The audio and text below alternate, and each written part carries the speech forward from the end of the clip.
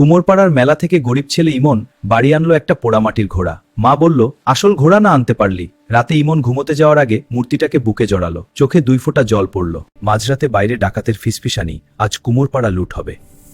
বাতাসে কথা শুনে পোড়ামাটির ঘোড়ার চোখে নাসুলোর চোখে খাটের পাশ থেকে নড়ল, নামল, মাটিতে পা পড়ল।